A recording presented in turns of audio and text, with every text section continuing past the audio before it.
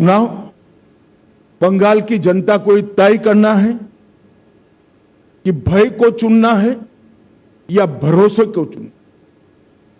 भय के आतंक से मुक्ति पाकर भरोसे के साथ देश जिस तेजी से आगे बढ़ रहा है, इसके साथ बंगाल को जुड़ना चाहिए। ये तय करने का चुनाव है। विगत 15 सालों में भय, भ्रष्टाचार और भेदभाव की राजनीति चल रही है।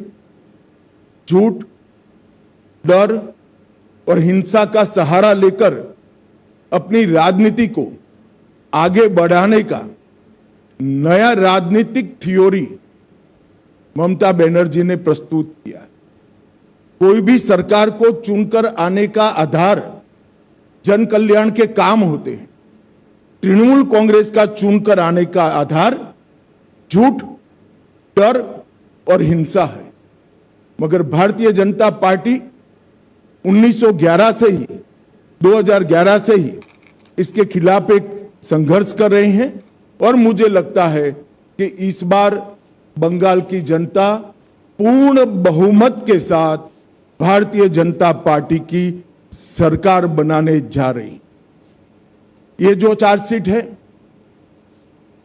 टीएमसी के 15 साल के काले चिट्ठों का संकलन है।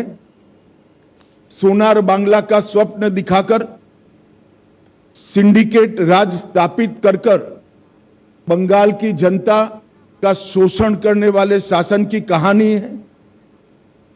तृणमूल कांग्रेस के कुशासन में बंगाल भ्रष्टाचार की प्रयोगशाला बन चुका है।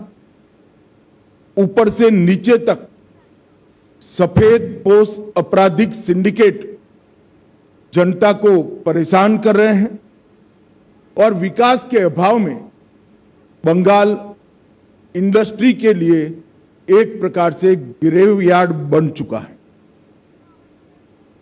बंगाल टीएमसी के पोंचो बिपोर जॉय से ग्रसित यहां घुसपैठियों को प्रोटेक्शन दिया जाता है।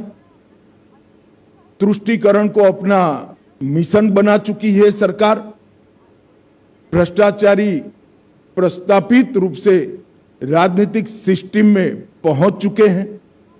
कट मनी का कलेक्शन आम बात हो चुका है और सिंडिकेट पर नो एक्शन ये सरकार का स्वभाव बन चुका है। कई सालों तक कम्युनिस्ट शासन का दंश झेली हुई बंगाल की जनता ने सोनार बांग्ला के स्वप्न के साथ परिवर्तन किया था। मगर अब आज वही जनता कह रही है कि इससे तो कम्युनिस्ट अच्छे। ऐसा शासन 15 साल तक ममता बनर्जी ने के नेतृत्व में यहां अनुभव में आया है।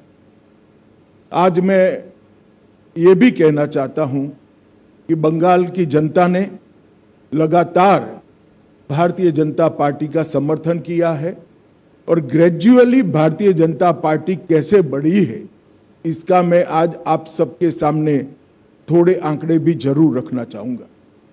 2014 में हमारा 17% वोट शेयर था लोकसभा चुनाव में और 2 सीटें थी। 19 में हमारा